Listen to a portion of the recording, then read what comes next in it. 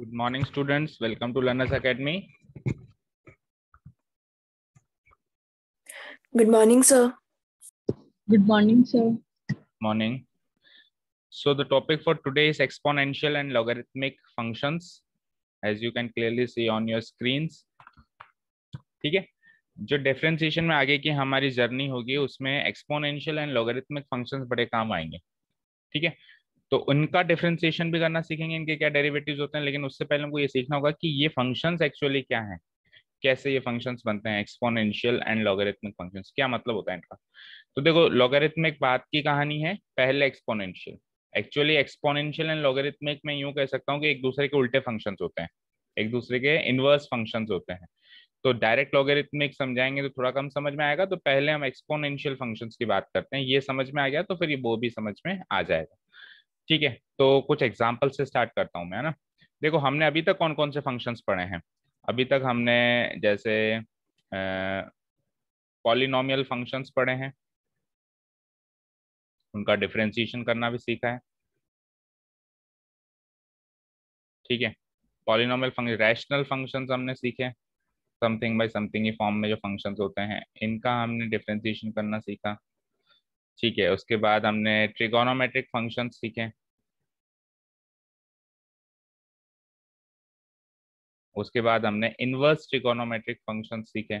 अभी तक हमारी डिफरेंशिएशन की जर्नी में ये कुछ फंक्शंस हमने उठाए और उनका डिफरेंशिएशन किया। एग्जांपल ले लें तो पॉलिनोमियल फंक्शन का एग्जांपल जैसे कि एक्स स्क्वायर, जैसे कि 3x⁴, जैसे कि 4x 45x⁵ plus x square, ये सब पॉलिनोमियल फंक्शंस है ना। और रैशनल फंक्शंस मतलब x+3 डिवाइडेड बाय 2x-5 इस टाइप। ट्रिगोनोमेट्रिक फंक्शंस जैसे कि 2sin x plus cos y, इस तरह के। और इनवर्स ट्रिगोनोमेट्रिक फंक्शन जैसे हमने लास्ट एक्सरसाइज में किया था, sine inverse of 2x/1 plus x square. ठीक है, तो ये सारे फंक्शंस अभी तक हमने टिल किए हैं और इनका डेरिवेटिव निकालना भी सीखा है, अलग अलग टेक्निक से, अलग अलग कुछ फॉर्मूलाज याद करके। ठीक है, अब ये एक्सपोनेंशियल फंक्शन क्या है, तो इसके लिए मैं कुछ पॉलिनोमियल फंक्शंस उठा रहा हूं और वहां से इसको समझाना स्टार्ट करते हैं। मुझे बताओ, अगर मैंने एक फंक्शन लिया y=x², क्या फंक्शन लिया, चलो मैं ग्राफ में समझाता हूँ उसको। y=x², y=x²। तो अगर मैं कहूँ तो इसका ग्राफ कैसे बनेगा। ग्राफ मतलब क्या होता है कि अगर x की वैल्यू 1 है तो y की वैल्यू क्या होगी, 1 ही होगी। पुट अप करके देख लो। अगर x की वैल्यू 2 है तो 2 का स्क्वायर 4 होता है। अगर x की वैल्यू 2 तो 2 का स्क्वायर 4। ठीक है, x की वैल्यू 3 तो 2 का क्यूब हो जाएगा, यानी 8। तो आप क्लियरली चेक कर सकते हैं एक्स की वैल्यू 0 पे 0 होगा, तो आप क्लियरली चेक कर सकते हैं कि इसका ग्राफ कुछ ऐसा बन रहा है, यस और नो। और इस तरीके से ये ऊपर जा रहा है, इस तरीके से बन रहा है। मैं थोड़ा क्लियर नहीं बना पा रहा हूँ, आप समझ पा रहे होंगे, है ना। ऐसा ग्राफ बन रहा है इसका, y=x² का। मैं इस ग्राफ के बगल में लिख देता हूँ कि ये y=x² का ग्राफ है। यस और नो बताओ, समझ आ रहा है बच्चों। Yes, sir. मैं के हाल फिलहाल केवल फर्स्ट क्वाड्रेंट की बात कर रहा हूँ, हालांकि ये घूम के इधर की साइड ऐसे भी जाएगा, है ना। लेकिन मैं उस चीज की हाल फिलहाल किसी एक पर्पज से उधर की बात नहीं कर रहा हूँ, है ना। ठीक है, पैराबोलिक ग्राफ बनता है, आपको सबको पता है कि y=x² का अपवर्ड फेसिंग पैराबोला होता है, 11th में सीखा है, तो ये पैराबोला बन जाएगा। अच्छा जी, अगर मैं y=x³ लिखूं बेटा, अब ध्यान से देखना, 0 पे 0, x की वैल्यू 1 पे 1, x की वैल्यू 2 पे 8 हो जाएगा। तो ये ग्राफ जो है यहां से यहां और 2 पे सीधा ही 8 हो रहा है, 2 पे 4 नहीं हो रहा है ये, यानी ये यहां से सीधा यहां पहुंच गया। कुछ इस तरीके का ग्राफ बन रहा है, इसको समझ पा रहे हो। बोलो, नहीं गलत कर दिया, सॉरी। 2 पे 8 होगा ना, 2 पे 8 होगा मतलब यहाँ पे। तो ये फंक्शन कुछ ऐसा है, शुरू 1 से हो रहा है, लेकिन ये 2 पे ही 8 हो गया। वो तो देखो 3 पे 8 हुआ था, ये 2 पे ही 8 हो गया, ये x की वैल्यू 2 पे ही 8 हो गया। तो इसका ग्राफ कुछ ऐसा होगा, y=x³।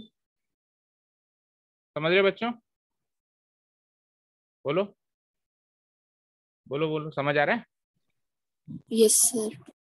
अच्छा, सिंपली अगर y=x होता तो ये एक स्ट्रेट लाइन बनती, ये भी हमको पता है। x की वैल्यू 1 पे 1, 2 पे 2, 3 पे 3, जिसको अपन आइडेंटिटी फंक्शन भी बोलते हैं। 4 पे 4, 5 पे 5, 6 पे 6, ऐसी स्ट्रेट लाइन बन जाती है।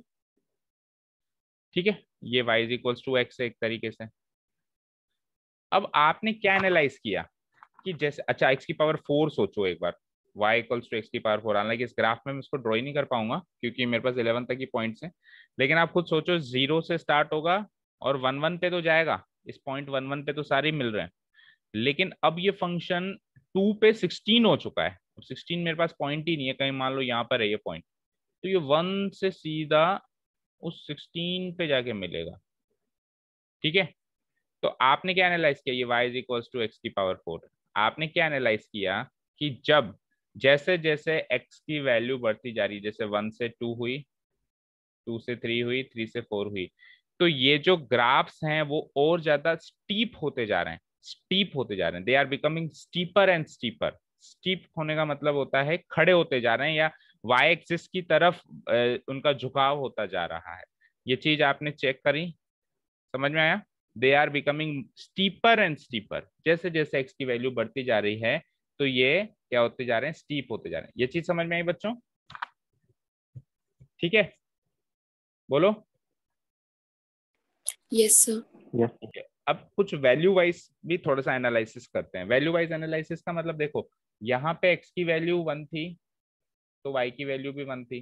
मतलब यहाँ पे मैं पॉइंट पॉइंट डालता हूँ, 1 पे 1 थी, 2 पे 2 थी, 3 पे 3 थी। यहाँ पे 1 पे 1 थी, 2 पे बताओ क्या होगी, 2 का स्क्वायर 4, और 3 पे क्या होगी, 3 का स्क्वायर 9। राइट, ऐसे ही होगा, बोलो। अच्छा, एक्स क्यूब बोलना, 1 पे 1, 2 पे बोलना क्या होगा, 8, 8, 3 पे 27। 27, अच्छा, एक्स की पावर 4, 1 पे 1, 2 पे 16, 2 की पावर 4, 60. और 3 की पावर 4 क्या होती है, 81। राइट, यहाँ तो कोई डाउट नहीं है। Yes. अब आपने क्या एनालाइज किया, देखो कि जितना ज्यादा स्टीप कर्व लोगे, जैसे जैसे यहाँ पे एक्स की पावर बढ़ाते जाओगे, जितना ज्यादा स्टीप कर्व लोगे, तो वाई की वैल्यू उछाल खाती जाएगी। देखो, 2 से यहाँ पे 2 ही वैल्यू मिल रही थी, लेकिन स्क्वायर वाले केस में 4 मिल रही है, क्यूब वाले में और ज्यादा हाई वैल्यू मिल रही है 8, और 4 वाले केस में 16। ठीक है, अच्छा 3 पे जाते ही तो कुछ ज्यादा ही उछाल आ रहा है। मैं 2 से 3 आया, ये भी 2 से 3 आया, कम उछाल मिला। मैं 2 से 3 आया, 4 से 9 पहुंच गया, कितना ज्यादा उछाल हुआ। मैं 2 से 3 आया तो ये लो 8 से 27 ही पहुंच गया, और ज्यादा उछाल आया। मैं 2 से 3 आया, ये 16 से 81 पहुंच चुका है बेटा। तो आप देखते जा रहे हो कि जैसे जैसे कर्व स्ट्रीप होता जा रहा है, तो जो y की वैल्यू है, जो फंक्शन की वैल्यू है, वो ज्यादा उछाल खा रही है। ये चीज समझ पा रहे हो? यहाँ तक कोई डाउट है, बोलो। यहाँ तो कोई डाउट है, बोलो। सर स्टीप मतलब क्या होता है? स्टीप मतलब होता है कि जो बहुत ज्यादा बड़ी वैल्यू दे, उछाल खा के वैल्यू दे, या फिर खड़ा, मतलब खड़े ग्राफ को अपन स्टीप कहते हैं। जितना ज्यादा वर्टिकल होता है, जितना ज्यादा ग्राफ वर्टिकल होता है, उतना ज्यादा वो स्टीप होता है, कहने का मतलब ये है। ठीक है, समझ आया? तो जैसे जैसे एक्स की यस। वैल्यू बढ़ रही है तो graph is getting more steeper and steeper. ठीक है, और वाई की वैल्यू भी उछाल खाती जा रही है। ये चीज समझ में आ गई ना अच्छे से? अब तो हम क्या कहेंगे कि ये जितने भी पॉलिनोमियल फंक्शंस हमने लिखे, ये इंक्रीजिंग फंक्शंस हैं, ये ग्रोथ ओरिएंटेड फंक्शन, बहुत ज्यादा बड़ी ग्रोथ दे रहे हैं। जैसे जैसे मैं एक्स की वैल्यू बढ़ाता जा रहा हूँ तो ये ज्यादा ग्रोथ दे रहे हैं। अब मैं कहूं कि यार वाई इक्वल्स टू एक्स की पावर 4 से भी ज्यादा मुझे एक स्टीप फंक्शन चाहिए, बता सकते हो कौन सा होगा? y is equals to x to power 4 तो स्टीप है, इन सबसे ज्यादा स्टीप है, लेकिन इससे भी ज्यादा स्टीप फंक्शन चाहिए, तो बता सकते हो कौन सा होगा? X की पावर 5, की power X to 5। X to ठीक है, वो उससे ज्यादा स्टीप होगा, और ज्यादा उछाल खाएगा। जैसे जैसे 1 से 2, 2 से 3 आओगे तो वैल्यू 1 पे तो 1 ही होगी, 2 पे 32 हो गई। ये लो 1 से 2 आते ही वैल्यू देखो 1 से 32 छलांग खा रही है। और 3 की तो बात ही मत करो, 2 से 3 आते ही ये वैल्यू 3 की पावर 5 243 हो जाती है। बहुत ही ज्यादा छलांग खा रहा है, तो इससे भी ज्यादा स्टीप होगा, समझ में आ रहा है? अच्छा जी, अब मैं कहूँ इससे भी ज्यादा स्टीप चाहिए, बोलना जरा। इससे भी ज्यादा स्टीप चाहिए, बोलना जरा। X raised to the power 6. To the power 6। ठीक है, तो ये चीज समझ में आ रही है कि पावर बढ़ती जाएगी तो ये पॉलिनोमियल फंक्शंस और ज्यादा स्टीपर स्टीपर स्टीपर हम प्राप्त कर सकते हैं। लेकिन मेरा क्वेश्चन ये है कि क्या कोई ऐसा फंक्शन मौजूद है जो इन सारे, कोई सा भी पॉलिनोमियल फंक्शन ले लो, x⁻6 7 8, कोई सा भी पॉलिनोमियल फंक्शन ले लो, इन सारे पॉलिनोमियल फंक्शंस से ज्यादा स्टीप है, सारे के सारे पॉलिनोमियल फंक्शंस से ज्यादा स्टीप है, ऐसा कोई फंक्शन मौजूद है क्या? तो आंसर आएगा यस, ऐसा फंक्शन मौजूद है और उस फंक्शन को कहते हैं एक्सपोनेंशियल फंक्शन। ये इन सबसे ज्यादा स्टीप होगा, जितने भी फंक्शन अभी अपन ने लिखे हैं ना, सबसे ज्यादा स्टीप होगा। एक फंक्शन मौजूद है हमारे पास, एक्सपोनेंशियल फंक्शन। तो अब अपन इंट्रोड्यूस कर रहे हैं कि ये एक्सपोनेंशियल फंक्शन आखिरकार है क्या। तो देखो, कहते हैं कि y इज इक्वल्स टू कोई कांस्टेंट नंबर, जिसको अपन जनरली b से डिनोट करते हैं, ए बी सी, कुछ भी कांस्टेंट नंबर की पावर x आ जाए, की पावर x आ जाए। यानी कि देखो फर्क क्या है, पहले जो फंक्शन चल रहा था वो कुछ ऐसा चल रहा था, x की पावर कुछ हो रही थी, x की पावर कुछ हो रही थी, अब x खुद पावर में बैठा है।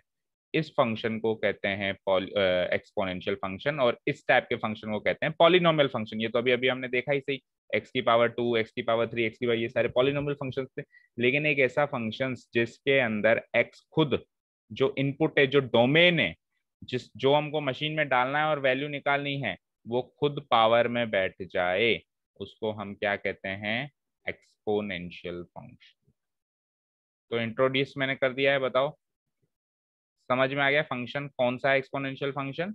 जिसमें जो मेरा वेरिएबल है, जो इंडिपेंडेंट वेरिएबल है, वो खुद एक्सपोनेंट की फॉर्म में बैठा हो, इंडिपेंडेंट वेरिएबल ही एक्सपोनेंट की फॉर्म में बैठा हो, that function is called exponential function. Clear है?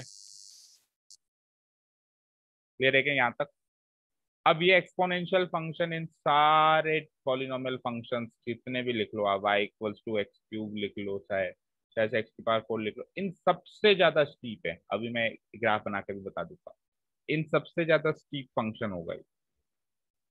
ठीक है, ये सब कुछ नोट मत करना, अभी मैं प्रैक्टिकली नोट सर करवा। इसमें एक्स एक्सपोनेंट है ना? एक्स एक्सपोनेंट है, जो इंडिपेंडेंट वेरिएबल है वो खुद ही एक्सपोनेंट, बेस नहीं है। बेस एक कांस्टेंट नंबर होगा, अभी उस पर भी बात करेंगे कि बेस क्या हो सकता है हमारा, है ना, क्या क्या अलाउड है एक्सपोनेंशियल फंक्शन में बेस लेना, उसकी बात भी करेंगे। लेकिन इस तरह के फॉर्म का फंक्शन क्या होगा? Exponential function. ठीक है, क्लियर है? समझ में आया? Yes sir. तो एक्सपोनेंशियल फंक्शन की डेफिनेशन जो हमने लिखी, एक्सपोनेंशियल फंक्शन जो हमने लिखा है, इसकी डेफिनेशन लिख लो। A function of the form, a function of the form y = b⁻x is said to be a is said to be an exponential function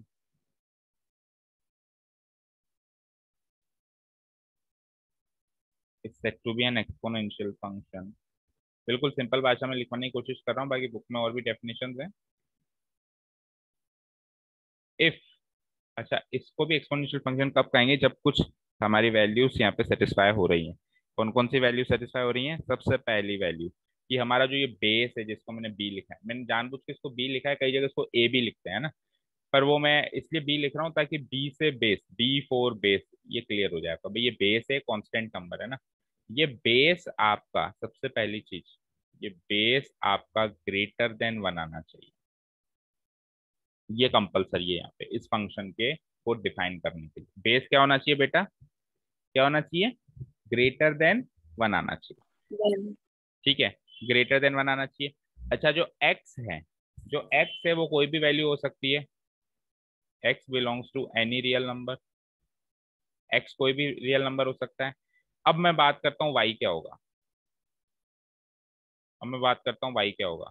देखो, y = b⁻x, मैंने क्या कहा, b तो 1 से बड़ा है, तो 1 से बड़ा एक तरीके से 2 मान लो, चलो y⁻2⁻x, ये एक्सपोनेंशियल फंक्शन है एक, ये जो दिख रहा है ये एक्सपोनेंशियल फंक्शन है। ठीक है, अब x की वैल्यू कुछ भी ले सकते हो, पॉजिटिव नेगेटिव जीरो कुछ भी ले सकते हो। मान लो x की वैल्यू आपने पॉजिटिव ली, मैंने y = 2 का स्क्वायर दिया, तो आंसर 4 आया। मान लो आपने नेगेटिव ली, -2 ली, तो क्या आंसर आएगा, 1/2 यानी 1/4। तो क्या एनालाइज किया, एक्स की वैल्यू पॉजिटिवली तो भी वाई की वैल्यू पॉजिटिव है, एंड एक्स की वैल्यू नेगेटिवली तो भी वाई की वैल्यू क्या आई, पॉजिटिव आई। बोलो यस और नो, समझ आया कि एक्स की वैल्यू कोई भी रियल नंबर ले सकते हो तो, लेकिन वाई की वैल्यू हमेशा पॉजिटिव रियल नंबर आंसर आ रहा है। ठीक है, चाहे से एक्स की वैल्यू 0 ले लो, वाई इक्वल्स टू 2 की पावर 0 ले लो तो भी 1 आ रहा है, तो अभी भी पॉजिटिव आ रहा है। यानी कि y जो है, मतलब इसका जो आंसर है एक्सपोनेंशियल फंक्शन से, जो मुझे आंसर निकल के आएगा वो हर हाल में एक पॉजिटिव रियल नंबर होगा, आर प्लस। ये तीन चीजें समझ में आई, ये तीन चीजें सेटिस्फाई जहां पे होती है उस तरह के फंक्शन को हम एक्सपोनेंशियल फंक्शन कहते हैं। सर फिर क्यूब, क्यू मतलब जब क्यूब अगर लगाएंगे माइनस में तो फिर तो नेगेटिव आएगी ना वैल्यू। क्यू मतलब क्यू कहाँ पर दिख रहा है आपको, यहाँ पे y equals to b, cube sir मतलब 3 पावर। पावर 3 लगाएंगे तो माइनस में कैसे आएगी, y इक्वल्स टू बी, तो आपको ग्रेटर देन 1 लेना है।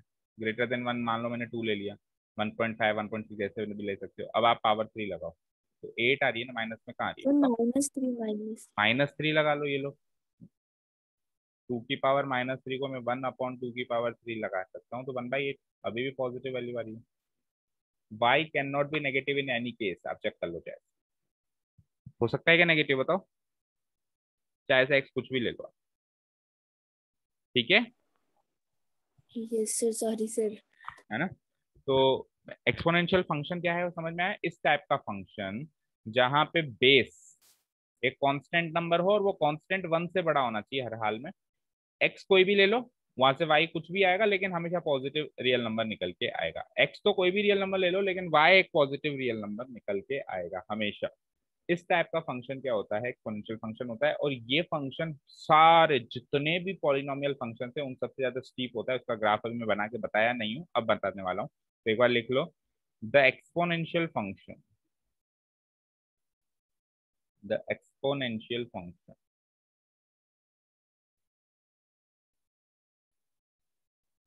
is steeper than any polynomial function। Any लिख दिया, कोई सा भी ले लो आप, any polynomial function, any polynomial function, the exponential function is steeper than any polynomial function। for example, for example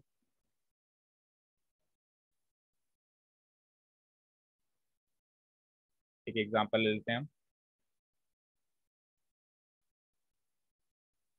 ठीक है, देखो यहाँ पे मैंने लिखा polynomial function,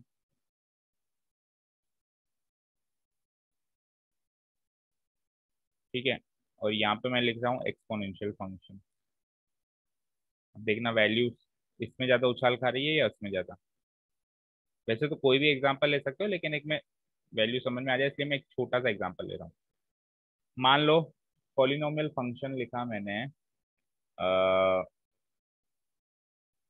x square, polynomial function लिखा मैंने एक्स स्क्वायर, और एक्सपोनेंशियल फंक्शन लिखा मैंने 2 की पावर x। समझ में आया, ये तो एक पॉलिनोमियल फंक्शन है क्योंकि इंडिपेंडेंट वेरिएबल बेस में बैठा है। ये एक एक्सपोनेंशियल फंक्शन है जिसमें इंडिपेंडेंट वेरिएबल खुद एक्सपोनेंट में बैठा है। ठीक है, अब देखो यहाँ पे वैल्यूज कैसे उछाल खाएंगे। जब x की वैल्यू 1 है तो y की वैल्यू 1 मिलेगी हमको। जब x की वैल्यू 2 है तो बताओ y की वैल्यू क्या मिलेगी, 2 का स्क्वायर 4। जब x की वैल्यू 3 है तो y की वैल्यू क्या मिलेगी बोलना जरा, 2 का क्यूब यानी कि सॉरी 3 का स्क्वायर यानी कि 9। जब x की वैल्यू 4 है तो y की वैल्यू क्या मिलेगी, 4 का स्क्वायर यानी कि 16। अब इधर 16। आओ, अब इधर आओ, इधर देखो कैसा उछाल चल रहा है। इधर अगर x की वैल्यू 1 है तो y की वैल्यू 2 की पावर 1, 2 की पावर 1 यानी कि 2। तो देखो पहले केस में बड़ी वैल्यू है, 1 पे 1 है लेकिन ये 1 पे 2 है, तो पहले केस में सबसे बड़ी वैल्यू है। चलो अब x की वैल्यू यहाँ पे 2 करती, देखो क्या हुआ, चलो बराबर आ गया, y की वैल्यू 4 हो गई। ठीक है, x की वैल्यू तो एक बार तो बराबर भी हो सकती है, कोई बात नहीं, लेकिन जैसे जैसे जैसे x की वैल्यू बढ़ाओगे तो देखो उछाल देखना है। यहाँ पे x की वैल्यू अगर 3 है तो y की वैल्यू क्या हो जाएगा, 2 का क्यूब, अच्छा यहाँ पे 8, यहाँ पे अभी तक ये कम भी चल रहा है, धीरे धीरे बढ़ेगा, धीरे धीरे, है ना। अब सपोज करो x की वैल्यू 4 है, तो y की वैल्यू बोलना 2 की पावर 4। अच्छा, अभी बराबर हो गया वापस 16। अच्छा, थोड़ा सा फिर एक दो एग्जांपल और लो, x की वैल्यू 5 है, तो y की वैल्यू बोलना 25। अब बढ़ना स्टार्ट कर दिया, देखो इसमें, अब देखो इसकी स्पीड बढ़ने की। x की वैल्यू 5 है, तो 2 की पावर 5 क्या होती है, 32। ठीक है, तो एक और ले लो चलो। जब x की वैल्यू 6 है, तो y की वैल्यू 6 का स्क्वायर 36। 36। इधर आ जाओ, जब x की वैल्यू 6 है, तो y की वैल्यू 2 की पावर 6 यानी कि 64। अब इछाल इतना बढ़ता जाएगा, इतना बढ़ता जाएगा। फॉर एग्जाम्पल, अगर x की वैल्यू 10 है, x की वैल्यू 10 है, बढ़ते बढ़ते मान लो ये x की वैल्यू 10 तक आ गया। x की वैल्यू 10 है, तो y की वैल्यू 10 का स्क्वायर यानी कि 100 है। ठीक है, यहाँ पे अगर x की वैल्यू 10 है, तो देखो कितना बढ़ चुका है। तो y की वैल्यू बोलना 2 की पावर 10, पता है किसी को क्या होता है, 1024। तो कहाँ तो 100 और कहाँ 1024, और बढ़ाया जाओ ये उछाल खाता जाएगा।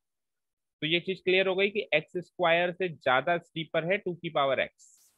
ये एक्स स्क्वायर अगर ऐसे जा रहा है, तो 2 की पावर x कुछ बिल्कुल ऐसे जा रहा होगा, बिल्कुल इससे बहुत ज्यादा स्टीपर होगा, यानी इससे बहुत ज्यादा ये वाई एक्सिस की तरफ टेंड करेगा। लो ग्राफ में देख लेते हैं। देखो भाई साहब, 2 की पावर x ही ले लेता हूँ मैं ना।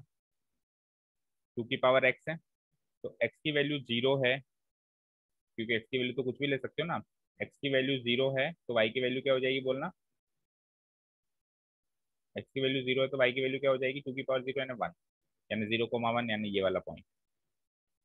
ठीक है, उसके बाद x की वैल्यू 1, तो y की वैल्यू 2, 1,2, 1,2 मीन्स ये वाला पॉइंट। x की वैल्यू 2, y की वैल्यू क्या हो जाएगी, 2 का स्क्वायर 4, 2,4 यानी ये वाला पॉइंट। x की वैल्यू 3, y की वैल्यू क्या मिली थी, 2 का क्यूब यानी 8, 3 से 8 मिली, 3 से 8 मिली यानी ये वाला पॉइंट। देखो उछाल देख रहे हो, गैप देख रहे हो, थोड़ा सा गैप, थोड़ा ज्यादा गैप, बहुत ज्यादा गैप। तो ये गैप क्या है, बढ़ता जाएगा। एक्स तो देखो बहुत बराबर वैल्यू पे बढ़ रहा है, 1 2 3 इंटीजर वैल्यू पे बढ़ रहा है, लेकिन वाई का गैप तो देखो क्या गैप से बढ़ रहा है, क्या उछाल कर रहा है। एक्स की वैल्यू 4, वाई की वैल्यू 2 की पावर 4 यानी कि 16। अब तो मेरे वो ग्राफ से आउट हो गया, 16 कहीं मेरा 4 की सीट में 16 मेरा कहीं यहाँ होगा। तो ये जो ग्राफ बना है, ये जो ग्राफ आपको अभी दिख रहा है, इससे ज्यादा स्टीप ग्राफ किसी भी फंक्शन का नहीं हो सकता। ये सबसे ज्यादा स्टीप ग्राफ है, कोई भी पॉलिनोमियल फंक्शन आप ले लो। ठीक है ना, it is steeper than any polynomial function graph. अब जब ग्राफ की बात कर ही रहे हैं, तो फिर पूरा ही ग्राफ कन्वर्ट कर लो। अब बात करते हैं कि एक्स की वैल्यू नेगेटिव लो सर, तो एक्स की वैल्यू -1, तो बोलना वाई की वैल्यू क्या हो जाएगी, 2 की पावर -1 क्या हो जाएगा, 1/2, यानी वाई की वैल्यू 0.5। तो -1 की सीध में ये ग्राफ यहाँ आ गया 0.5। ठीक है, एक्स की वैल्यू -2 लेना चाह, तो वाई की वैल्यू क्या हो जाएगी, 2 की पावर -2 यानी कि 1/4, यानी 0.25। तो 2 की सीध में और नीचे आ गया। तो आपको ऐसा लगेगा कि ये ग्राफ अब धीरे धीरे धीरे धीरे आते आते आते आते इस एक्स एक्सिस से टकरा जाएगा, बट नहीं। एक्सपोनेंशियल फंक्शन का ग्राफ, मैंने अभी आपको क्या बोला, y की वैल्यू 0, क्या y की वैल्यू 0 को कभी भी नहीं हो सकती, y हमेशा एक पॉजिटिव रियल नंबर होगा।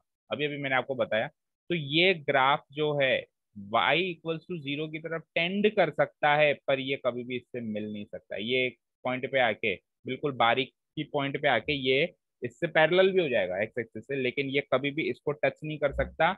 और टच करके इधर सेकंड थर्ड क्वाड्रेंट में एंटर नहीं कर सकता। थर्ड क्वाड्रेंट में एंटर हो जाएगा तो वाई की वैल्यू 0 हो जाएगी। तो ये जो ग्राफ आप देख रहे हो, ये होता है एक्सपोनेंशियल फंक्शन का ग्राफ।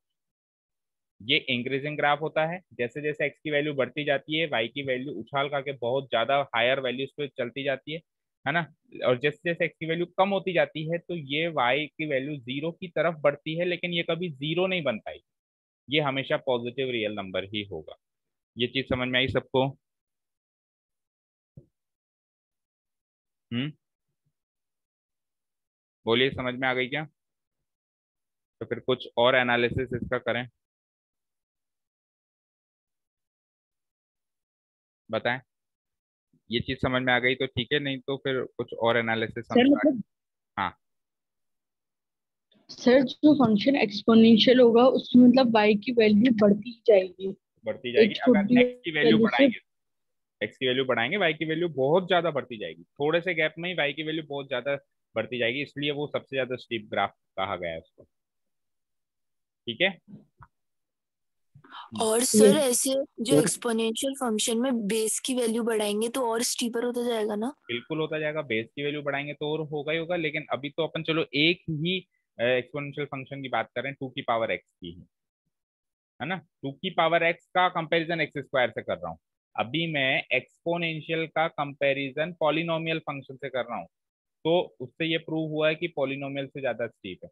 अब एक्सपोनेंशियल का एक्सपोनेंशियल से ही कंपैरिजन करोगे तो फिर बेस बढ़ता जाएगा। जैसे टू की पावर एक्स से एक और एक्सपोनेंशियल फंक्शन ले लिया थ्री की पावर एक्स, तो ये वाला ऑब्वियसली इससे ज्यादा स्टीप होगा। फोर की पावर एक्स, ये वाला इससे ज्यादा स्टीप होगा, वो तो होगा ही होगा भाई। आपस में एक्सपोनेंशियल फंक्शंस भी तो कंपेयर करके मोर स्टीपर होते जाएंगे, लेकिन एक्सपोनेंशियल फंक्शन किसी भी पॉलिनोमियल फंक्शन से ज्यादा स्टीप होगा। ये समझ में आई बात आपको? ठीक और है। सर यहाँ पर वन क्यों नहीं इंक्लूड किया? कहाँ पे? एक्सपोनेंशियल फंक्शंस में वन क्यों नहीं इंक्लूड करा? वो फंक्शन डिफाइन नहीं हो पाता। मतलब वो जो ग्राफ है ना, इस तरह के ग्राफ को एक्सपोनेंशियल फंक्शन कहते हैं। अगर मैंने वन की पावर एक्स लिख दी, बेस अगर मैंने वन ले लिया, तो अब आप एक्स बढ़ाए जाओ, आंसर तो वही आता जाएगा, one one one one one, तो एक स्ट्रेट लाइन यू बन जाएगी। ठीक है। अगर मैं वन की पावर एक्स लिखूं बेटा, तो वन की पावर वन भी वन, वन की पावर टू भी वन, वन की पावर थ्री, तो एक्स कुछ भी ले लो, वाई की वैल्यू वन ही आएगी। समझ रहे हो? इस टाइप के यस सर। फंक्शन को नहीं इंक्लूड किया गया। मतलब फंक्शन का डेफिनेशन ही स्टार्ट तब हुई जब बेस आपका वन से बड़ा हो, तभी ये कर्व बन पा रहा है। यहाँ तक क्लियर है? Yes sir. Excuse me sir. बोलो मनीष।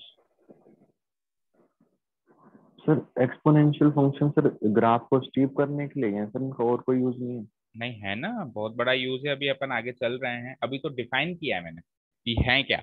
अभी धीरे धीरे इनकी पूरी सिग्निफिकेंस समझ में आएगा। ठीक है ना। नहीं सर, वैसे आगे जनरल लाइफ में। देखो, जनरल लाइफ में एक्सपोनेंशियल फंक्शन, जैसे शेयर मार्केट चलता है, शेयर मार्केट में बहुत सारे सिग्निफिकेंस है एक्सपोनेंशियल फंक्शन के, कि हम शेयर प्राइजेस, अगर हम परचेज प्राइस इतनी बढ़ाएं तो हमारी जो शेयर की वैल्यू है वो कितनी बढ़ जाएगी, शेयर प्राइस इतनी, सेल प्राइस इतनी गिराएं तो फिर वो उसकी क्या वैल्यू हो जाएगी। बहुत सारे सिग्निफिकेंस हैं, इंजीनियरिंग में भी सिग्निफिकेंस है, धीरे धीरे सीख लो। ठीक है। अब यहाँ पे एक बहुत इंपॉर्टेंट चीज मैं आपको सर जो हाँ बताओ। फंक्शन हाँ, सर जो फंक्शन जितना स्टीपर होगा उसकी y की वैल्यू तो बढ़ती जाएगी, पर वो y एक्सिस से उसकी डिस्टेंस भी बढ़ेगी ना? वाई एक्सिस से डिस्टेंस कम होगी, उल्टा स्टीपर का मतलब है वाई एक्सिस की तरफ आना। तो ये देखो, ये गैप ज्यादा है, फिर कम हो गया, फिर कम हो गया, फिर कम हो गया, इस तरीके से चले। अच्छा, ये वाई एक्सिस को भी नहीं टकराएगा कभी। आप बहुत हाई वैल्यू ले लो, आप 10,000 की पावर एक्स ले लो, तो इसका ग्राफ आप कहोगे सर शायद वाई को टकरा जाए। नहीं, वाई को भी नहीं टकराएगा, ना एक्स एक्सिस को टकराएगा। ये इधर से शुरू होके और इस तरीके का ग्राफ बन जाएगा, इधर से शुरू होके और इस पॉइंट पे हमेशा आता है ये, और बिल्कुल ऐसा बन जाएगा। लेकिन ये कभी वाई एक्सिस को भी नहीं टकराएगा, ना इसको टकराएगा। ठीक है, समझ में आई? पर सर अपन y के साथ साथ x की वैल्यू भी तो बढ़ा रहे हैं ना, तो डिस्टेंस बढ़नी चाहिए ना?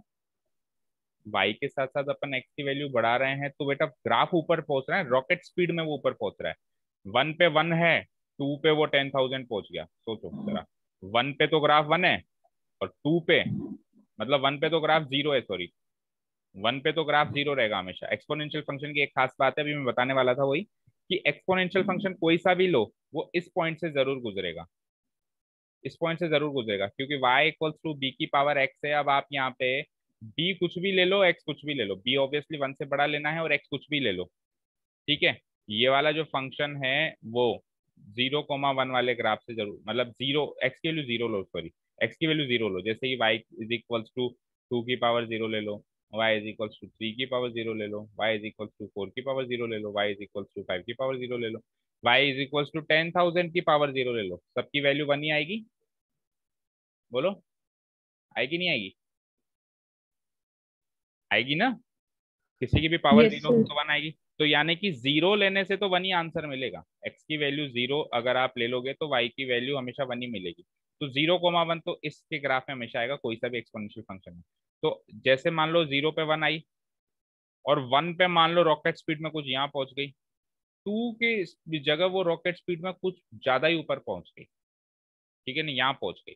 तो आप देखते जाओगे कि ये फंक्शन जो है कुछ इस तरीके से चलेगा। तो ये क्या करेगा, आप सही कह रहे हो, गैप बढ़ता जाएगा लेकिन ये स्टीप होता जाएगा। कुल मिला के स्टीप होने का मतलब है कि इसकी जो वैल्यू है वाई की वो कुछ ज्यादा ही ऊपर होगी, कुछ ज्यादा ही बाउंस करेगी।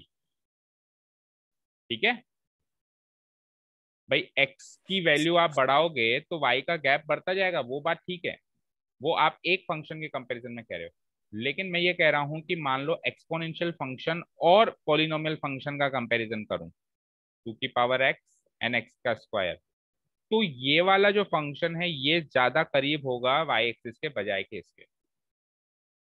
कोई भी एक्सपोनेंशियल फंक्शन पॉलिनोमियल फंक्शन से ज्यादा स्टीप होगा, मतलब वाई एक्सिस से उसकी गैप थोड़ा सा कम रहेगा, कहने का मतलब ये। अब समझ आया? Yes sir.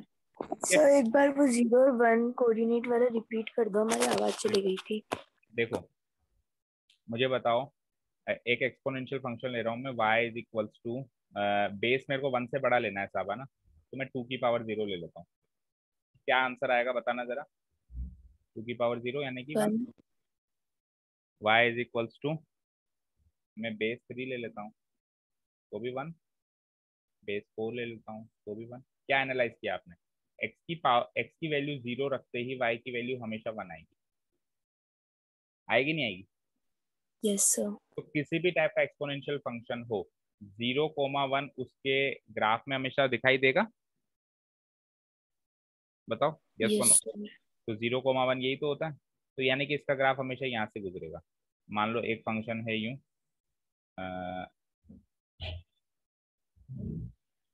ऐसा, दूसरा फंक्शन मान लो कुछ ऐसा है, वो भी आपके यहाँ से गुजरेगा, ठीक है। तीसरा फंक्शन मान लो ऐसा है, सॉरी ये मतलब इससे टकराएगा नहीं, पैरेलल हो जाएगा।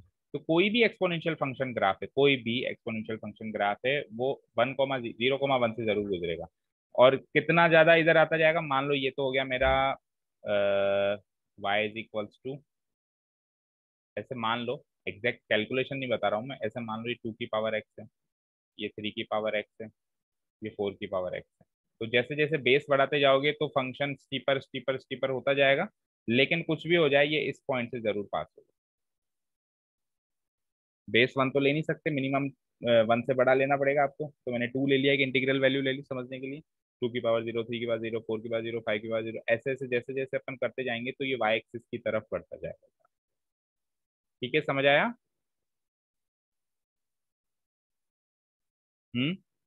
Yes sir. ठीक है ना। देखो आप एग्जाम्पल के तौर पे दे सकते हो कि 2 की पावर 3 क्या होती है, 8। तो 2 पे ये फंक्शन 8 यहाँ पे आ रहा है, और 3 की पावर 3 क्या होती है, 27, सॉरी 2 की पावर 3 होती है और 3 की पावर 2 क्या होती है, 9।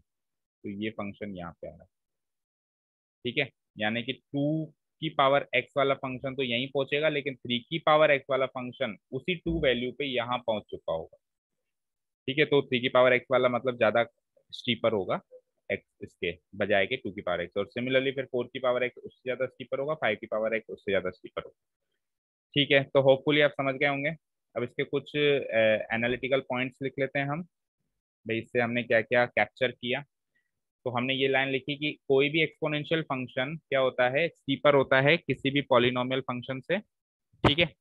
और अब एक्सपोनेंशियल फंक्शन आपस में कंपैरिजन करें कि कोई भी एक्सपोनेंशियल फंक्शन की जैसे जैसे हम बेस बढ़ाएंगे तो वो और ज्यादा स्टीप होता जाएगा।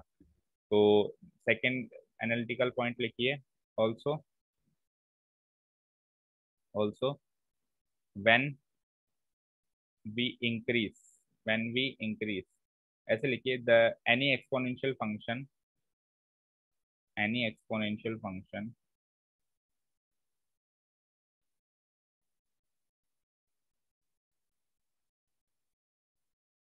gets steeper and steeper, gets steeper and steeper.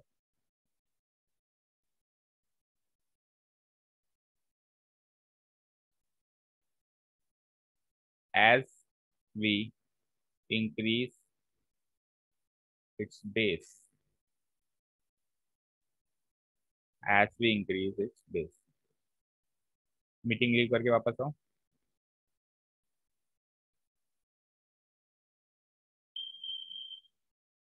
Note कर लिया बेटा यहाँ तक? सर एक बार स्क्रॉल अप करना।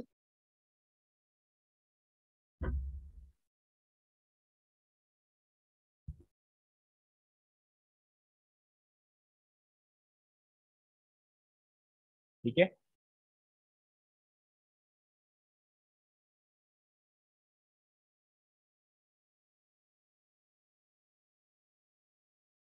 ठीक है यस बेटा। सर। अब देखो क्लियर, बिल्कुल ऐसे ग्राफ्स हम बना नहीं पाते क्योंकि प्रैक्टिकली इतना ज्यादा कैलकुलेशन इतने शॉर्ट स्पैन में नहीं बन पाता है। तो अपन बुक में एक ग्राफ दिया हुआ है, उसी को एनालाइज कर लेते हैं। देखो y equals to x, x square, x cube, x की पावर 4। जैसे जैसे एक्स की पावर बढ़ती गई तो कर्व स्टीप होता गया होता गया होता गया। तो ये तो था पॉलिनोमियल फंक्शन, और पॉलिनोमियल फंक्शन हमेशा 1 1 से पास होता है। लेकिन एक फंक्शन और आया एक्सपोनेंशियल फंक्शन, वो देखो वो इन सबसे ज्यादा स्टीप। कोई भी पॉलिनोमियल फंक्शन ले लो, कितना भी बड़ा गुच्छा ले लो, सबसे ज्यादा स्टीप एक्सपोनेंशियल फंक्शन ही होगा। एक एक्सपोनेंशियल फंक्शन ले लिया मैंने 10 की पावर x, तो वो उससे ज्यादा, और एक्सपोनेंशियल फंक्शन है इसलिए ये 0,1 से हमेशा पास होगा। अगर पॉलिनोमियल फंक्शन है तो 1,1 से हमेशा पास होगा, अगर एक्सपोनेंशियल फंक्शन है तो 0,1 से ये हमेशा पास होगा। तो इस ग्राफ से हमारी ये पिक्चर क्लियर हो रही है कि कोई भी मैं पॉलिनोमियल फंक्शन ले लूँ, कितने भी ले लूँ, एक्सपोनेंशियल फंक्शन हमेशा जीत में होगा, वो हमेशा उन सबसे ज्यादा स्टीप होगा। ठीक है, क्लियर है यहाँ तक? चलें आगे। और एक्सपोनेंशियल फंक्शन भी और ज्यादा स्टीप होता जाएगा जैसे जैसे मैं उसका क्या कर दूंगा, बेस बढ़ाता जाऊंगा। क्लियर है यहाँ तक? Excuse me sir. हाँ बोलो। सर ग्राफ में जो पॉइंट आया तो उस पॉइंट से जो y एक्सिस पे डिस्टेंस है तो डिस्टेंस फ्रॉम x एक्सिस हो गया। हाँ, और सर फिर y एक्सिस की क्या होगा? मतलब समझा नहीं आप क्या कहना चाह रहे हो। सर जैसे ये वाला है y is equals to 10 to the power x वाला ग्राफ है। हाँ ये रहा। अभी इस ग्राफ के बीच का कोई सा भी पॉइंट है, वो जो y एक्सिस से डिस्टेंस है वो तो हम्म, y एक्सिस से मतलब जितने की डिस्टेंस हो तो अपन कह देंगे कि x एक्सिस की इतनी डिस्टेंस है। वाई एक्सिस से जो डिस्टेंस होती है उसको कहते हैं एक्स कोऑर्डिनेट, और एक्स एक्सिस से जो डिस्टेंस होती है उसको कहते हैं वाई कोऑर्डिनेट। ये कहना चाह रहे हो? ये सर तो सर इसमें जब अपन इसको बढ़ाएंगे तब हम्म, सर ये स्टीपर होगा तब हम्म। एक्स एक्सिस तो बढ़ेगा, पर सर y एक्सिस भी तो बढ़ रहा है ना। बेटा ये तो बढ़ेगा, मैं इस ग्राफ का कंपैरिजन बाकी ग्राफ से कर रहा हूँ। ये ग्राफ इन इन ग्राफ से ज्यादा स्टीपर है, मैं ये कहना चाह रहा हूँ। ये तो ऑब्वियसली बढ़ेगा ना, अब ग्राफ तो बढ़ेगा ही बढ़ेगा। एक्स की वैल्यू बढ़ेगी तो वाई की वैल्यू बढ़ेगी, और ये वाई एक्सिस से दूर भी होता जाएगा। बिल्कुल सही कह रहे हो आप कहना चाह रहे हो कि सर ये तो वाई एक्सिस से दूर होता जा रहा है, तो होगा ही, वो तो दूर तो होगा ही, लेकिन दूर होने की स्पीड कम है बजाय कि इन वाले ग्राफ्स की। समझ रहे हो? मैं इस ग्राफ का कंपैरिजन इन बाकी ग्राफ से कर रहा हूँ। देखो वाई एक्सिस से दूरी किसकी ज्यादा है, किसकी कम है? ऑब्वियसली इस ग्राफ की कम है और इन सारे ग्राफ की ज्यादा है। अब समझ आया? यस। और सर एक्सपोनेंशियल में कैसे पता चलेगा कि कौन ज्यादा स्टीपर है? जितना ज्यादा बेस है, जितना ज्यादा बेस है, मान लो 10 की पावर एक्स है, कल को मैं y इक्वल टू 20 की पावर एक्स ले लूँ तो वो और ज्यादा स्टीप होगा इससे। वो इस तरीके का होगा, निकलेगा तो 0,1 से ही, लेकिन ये और ज्यादा स्टीप जाएगा इससे। ठीक है, जितना यस ज्यादा सर। बेस होगा एक्सपोनेंशियल फंक्शन भी उतना ही ज्यादा स्टीप। वही बात तो हमने अभी यहाँ लिखी। अभी हमने क्या लिखा कि एक्सपोनेंशियल फंक्शन भी पॉलिनोमियल से ज्यादा तो स्टीप है, लेकिन आपस में दो एक्सपोनेंशियल फंक्शंस का कंपैरिजन करोगे तो उसमें भी ज्यादा स्टीपर वो होगा जिसका जितना ज्यादा बेस होगा, as we increase its base. Clear है? Yes sir. ठीक है, अब एक्सपोनेंशियल फंक्शन बहुत सारे हो सकते हैं क्योंकि बेस में कुछ भी ले सकता हूँ ना। लेकिन इसमें दो तरह के एक्सपोनेंशियल फंक्शन की बहुत बड़ी सिग्निफिकेंस है। एक होता है नेचुरल एक्सपोनेंशियल फंक्शन, एक होता है कॉमन एक्सपोनेंशियल फंक्शन, और फिर यही नेचुरल लॉगरिथम और कॉमन लॉगरिथम भी बनेंगे आगे चल के। तो पहले एक्सपोनेंशियल की बात कर लेते हैं। तो ऐसे लिखिए, however there are infinite exponential functions, there are infinite exponential functions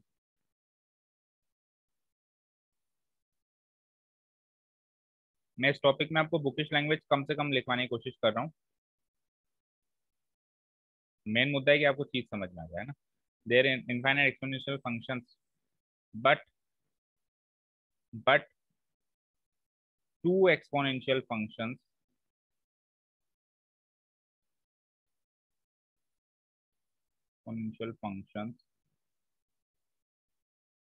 which are very significant, इनकी बहुत बड़ी इंपॉर्टेंस है, significant in solving the problems of calculus, in solving the problems of calculus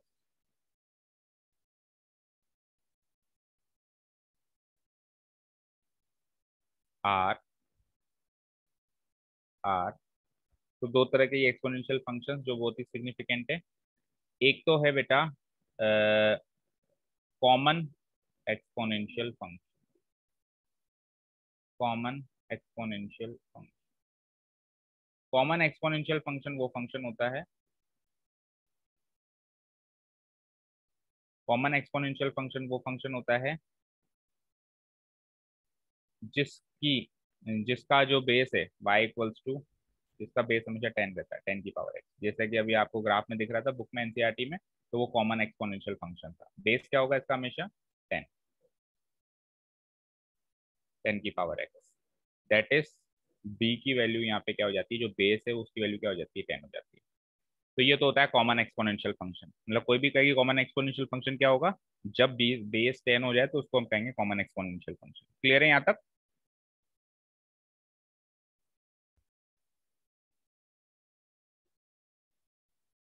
clear है बेटा? सेकंड पे चले। बेटा जब बेस 10 हो जाए तो उस स्पेशल टाइप के एक्सपोनेंशियल फंक्शन को कहते हैं कॉमन एक्सपोनेंशियल फंक्शन। बस इतनी सी बात है। बेस कुछ भी हो सकता है, 1 से बड़ा होना चाहिए बस। तो अगर बेस को मैं 10 कर दूं तो उस स्पेशल, वो उसका एक स्पेशल नाम रख दिया, जब बेस 10 हो जाए तो उस एक्सपोनेंशियल फंक्शन को कहेंगे कॉमन एक्सपोनेंशियल फंक्शन। ठीक है? यस। ठीक है। Second is natural exponential function.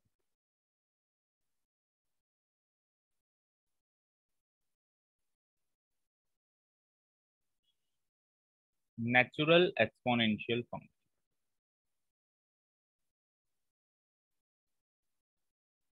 ये कुछ इस टाइप का दिखाई देता है, y इक्वल्स टू e की पावर x। दैट इज, अब की बार आपने जो बेस है उसको e ले लिया। अब ये e क्या है? अब ये e क्या है? ठीक है, e e e is called the Euler's number। देखो इसकी स्पेलिंग होती है EULER नंबर, पर इसको रीड आउट जब अपन प्रोनाउंस करते हैं तो ऑयलर्स पढ़ते हैं। मतलब इस टाइप में इसको पढ़ा जाता है, ऑयलर्स। स्पेलिंग में ये यूलर्स टाइप का साउंड होता है, लेकिन इसको पढ़ा जाता है ऑयलर्स। ई क्या है? ई एक नंबर है। ई एक नंबर है जिसको अपन कहते हैं ऑयलर्स नंबर। ठीक है, स्पेलिंग है EULERS। ऑयलर्स मतलब ऑयलर नाम के मैथमेटिशियन ने इस नंबर की खोज करी। और इसकी वैल्यू क्या होती है, इस नंबर की वैल्यू क्या होती है? ठीक है, एंड इट्स वैल्यू इज, अच्छा ये एक इरेशनल नंबर होता है ना, and it's value is around, exact value तो पता नहीं कर सकते क्योंकि इरेशनल नंबर है, की वैल्यू होती है around 2.718 dot dot dot dot dot. Irrational number है, एग्जैक्ट मतलब नॉन टर्मिनेटिंग एक्सपेंशन में ये होता है। तो ई क्या है साहब? अब यहाँ से एक बहुत इंपॉर्टेंट नंबर इंट्रोड्यूस हुआ है ई। अब याद रखना बेटा, ज्योमेट्री में जितना सिग्निफिकेंस पाए का है, जिसको अपन 3.14 जिसकी अप्रोक्सीमेट वैल्यू होती है, कैलकुलस में वही सिग्निफिकेंस ई का है 2.71। हालांकि इसकी वैल्यू तो अभी मैंने आपको इन्फॉर्मेशन के लिए कह दी, कोई आधे नंबर का क्वेश्चन आ जाए कि इसकी वैल्यू लगभग कितनी होती है, लेकिन इसकी वैल्यू हम कभी भी पुटअप करते नहीं है। किसी भी क्वेश्चन में इसकी वैल्यू पुटअप करने के लिए आपको कहेगा नहीं, डायरेक्ट ई लिखेंगे अपन, है ना। तो पाई क्या होता है 3.14। ये बहुत इंपॉर्टेंट एक नंबर है जो ज्योमेट्री के क्वेश्चन सॉल्व करने में काम आता है। उसी तरीके से ई भी एक ऐसा नंबर है 2.718 जो कैलकुलस के लिए काफी सिग्निफिकेंट है, इसको कहते हैं ऑयलर्स नंबर। ठीक है, तो अगर बेस मेरा वो वाला नंबर हो जाए ई, ऑयलर्स नंबर हो जाए, तो उस वाले एक्सपोनेंशियल फंक्शन को कहते हैं नेचुरल एक्सपोनेंशियल फंक्शन। ठीक है, और आपकी बुक में भी दिया सर ये हुआ है। लॉग में भी तो होता है ना? क्या? हाँ, ये लॉग में भी आएगा, ये लॉग में भी आएगा। अब लॉग में भी वो ई आता है, लेकिन वो ई होता क्या है उसको पहले बता दो दें। और लॉग सारे फंक्शंस जितने भी लॉगरिथमिक फंक्शंस हैं बेटा, वो लॉगरिथमिक फंक्शन सारे के सारे एक्सपोनेंशियल फंक्शन से ही बने हुए हैं। देखो यहाँ पे आपको दिया हुआ है, इस टाइप की सीरीज का जो सम होता है वो होता है ई। ये इनफाइनाइट सीरीज चलती है ना, आपने फैक्टोरियल पढ़ा ही होगा। 1+1/1 का फैक्टोरियल प्लस 1/2 का फैक्टोरियल प्लस ऐसे चलते चलते चलते, तो इसका आंसर आएगा ना इनफाइनाइट सीरीज का, उसका आंसर होता है ई। ठीक है ना। और ये 2 और 3 के बीच में वैल्यू होती है इसकी 2.718 and is denoted by E. Using this E as the base, we obtain an extremely important exponential function y is equals to e की power x. This is called the natural exponential function. समझ आया? तो आप ये ई number मिला कहाँ से, ये भी लिख लो नॉलेज के लिए। ऑल्सो ऑल्सो ये ई जो है इस सीरीज से मिलता है 1+1 / 1 फैक्टोरियल। फैक्टोरियल तो समझ में आता होगा, 1/2 factorial, 1/3 factorial plus dot dot dot. Actually ये 1/0 फैक्टोरियल, और 0 फैक्टोरियल 1 ही हो जाता है ना। क्लियर है यहाँ तक? इसकी वैल्यू जो आएगी वो 2.718 आएगी। इस नंबर को ई से डिनोट किया जाएगा आगे के लिए, याद रखना। और ई की पावर एक्स वाला जो एक्सपोनेंशियल फंक्शन है, जहाँ बेस हमने ई ले लिया, भाई 1 से बड़ा लेना था ना बेस, तो ये ई भी तो 1 से बड़ा ही है, ई की वैल्यू भी तो 1 से बड़ी आ रही है, तो ये भी मैं बेस ले सकता हूँ। तो ये बेस ले लिया, तो इस टाइप के एक्सपोनेंशियल फंक्शन को कहा जाता है नेचुरल एक्सपोनेंशियल फंक्शन। यहाँ तक क्लियर है?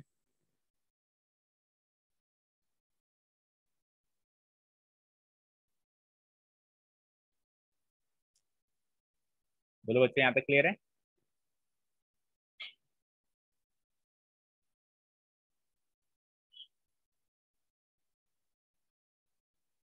ठीक है,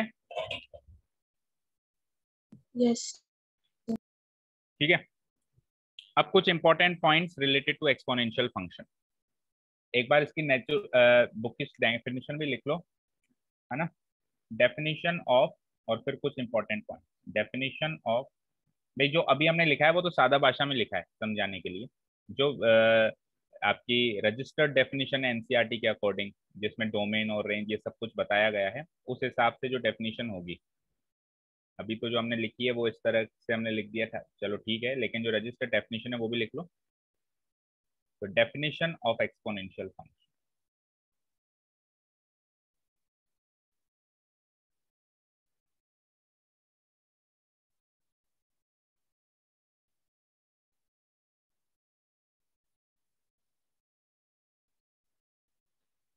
ठीक है।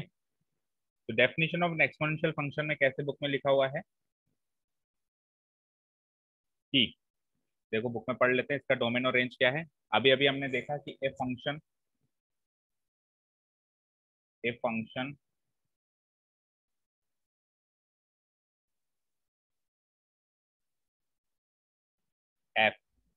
एक ऐसा फंक्शन एफ जो कहाँ से कहाँ जाएगा, एक्स तो कोई भी रियल नंबर हो सकता है, पर आंसर उसका उसका आंसर केवल एक पॉजिटिव रियल नंबर ही निकल के आएगा। तो R to R plus defined a function, function F defined bye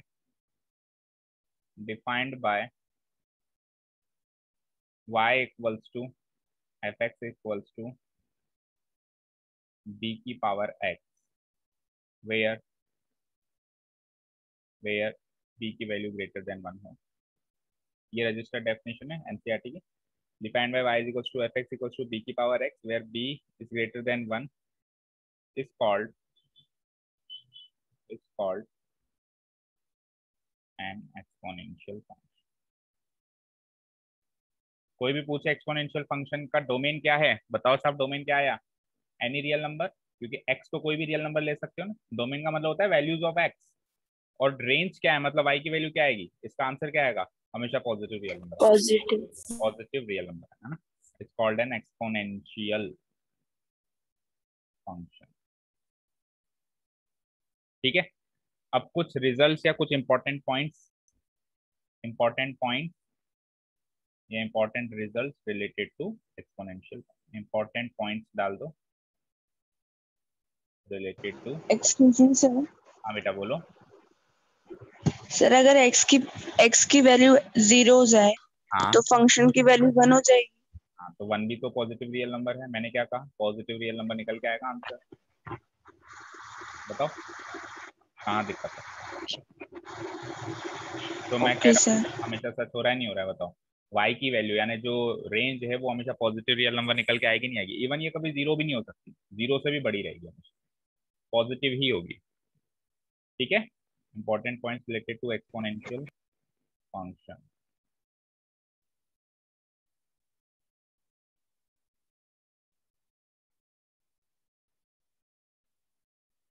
सबसे पहले तो वही इंपॉर्टेंट पॉइंट्स में पहला पॉइंट है डोमेन क्या होगा, रेंज क्या होगा। हालांकि उधर फंक्शंस की डेफिनेशन में वो दिखाई दे रहा है, पर फिर भी एक बार हम लिख देते हैं ना।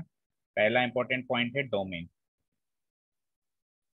डोमेन इक्वल्स टू क्या होगा, एनी रियल नंबर। ठीक है, रेंज क्या होगा, सेकेंड इंपॉर्टेंट पॉइंट है रेंज क्या होगा, एनी पॉजिटिव रियल नंबर। यहाँ तक कोई डाउट? ये दो चीजें तो खैर हमने वहां पे भी देख ली। ठीक है, तीसरा important point, N exponential function. N exponential function मैं बता चुका हूँ पहले भी ग्राफ में, अभी लिख देते हैं इसको। ऑलवेज पासेस हमेशा कौन से पॉइंट से पास होगा बताओ? Always 0 passes 1। Zero through the point. Always passes through the point 0, 1। कोई भी एक्सपोनेंशियल फंक्शन ले लो, जैसे नेचुरल एक्सपोनेंशियल या ये कॉमन एक्सपोनेंशियल भी ले लो, तो भी हम पावर अगर 0 लगाएंगे तो आंसर 1 ही आएगा, यानी 0, 1 तो वो होगा ही होगा। चौथा इंपॉर्टेंट पॉइंट है कि एक्सपोनेंशियल फंक्शन। सर इसमें डोमेन और रेंज किसको मानना है? किसमें किसमें बोलो, किसमें कह रहे हो बेटा?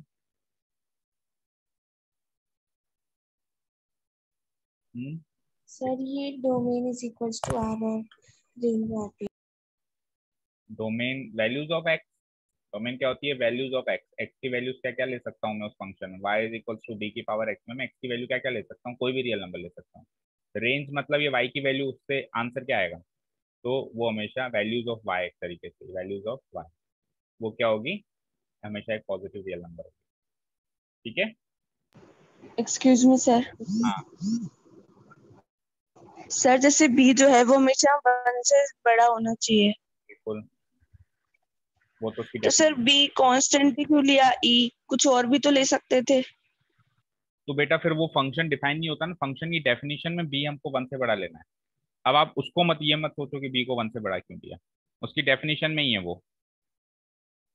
ठीक है, एक्सपोनेंशियल नो फंक्शन। सर, जैसे जो बी है बी की जगह हम ई लेते हैं, हाँ ले लो, ऑयलर्स नंबर। वो भी 1 से बड़ा है। ठीक है, तो सर उसी को कांस्टेंट क्यों रखा? जैसे हर बार ऑयलर्स नंबर ही लेते हैं, तो उसके अलावा भी तो कुछ ले सकते हैं ना।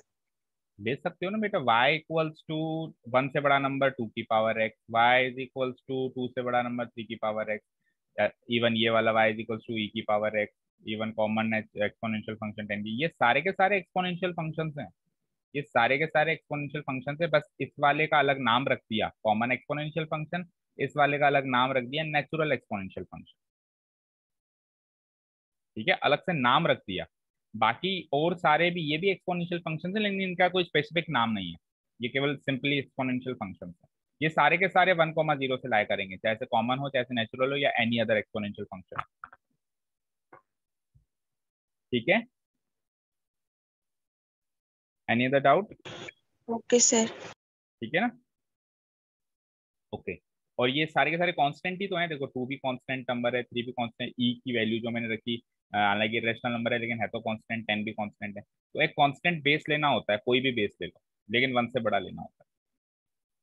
Exponential function are ever increasing function, हमेशा इंक्रीजिंग होते हैं, कभी भी डिक्रीजिंग नहीं हो सकते। आर एवर इंक्रीजिंग फंक्शन, इनका ग्राफ हमेशा ऊपर की ओर टेंड करेगा, चलता ही जाएगा, कभी भी ये घूम के वापस नीचे नहीं आएगा। मतलब ऐसा नहीं होगा कि ग्राफ थोड़ा सा ऊपर चल के फिर नीचे आ गया हो, नहीं, नीचे आ ही नहीं सकता, ये हमेशा एवर इंक्रीजिंग है, चलता ही जाएगा, चलता ही जाएगा। ठीक है, ये हो गया इसका 4th पॉइंट। ठीक है, 5th पॉइंट लिखिए इनके एक्सपोनेंशियल फंक्शन का, कि अगर हम x की वैल्यू बहुत बड़ी ले लें, ठीक है, अगर हम x की वैल्यू बहुत बड़ी ले लें तो y की वैल्यू भी बहुत बड़ी हो जाएगी, बताओ। लेकिन अगर मैं x की वैल्यू बहुत छोटी, बहुत बड़ी नेगेटिव वैल्यू ले लूं, अगर मैं x की वैल्यू क्या ले लूं, बहुत बड़ी तो ले लूं लेकिन नेगेटिव ले लूं, तो उस केस में y की वैल्यू जो है जीरो की तरफ टेंड करेगी, बट कभी भी जीरो नहीं होगी। पहले एक बार लिख लो फिर समझाते हैं।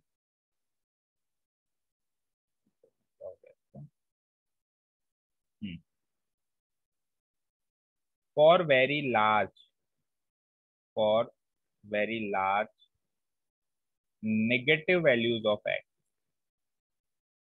negative values of x, the value of y tends to zero, zero की तरफ आता जरूर है, tends to zero, but it never becomes zero, it never becomes zero, it never becomes zero। इसको समझते हैं, एक बार ये लिखो लाइन।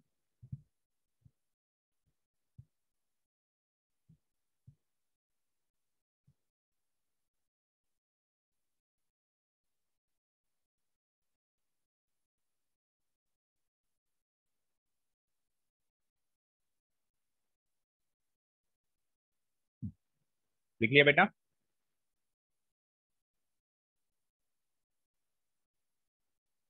चलो बच्चों, लिखा? Yes sir.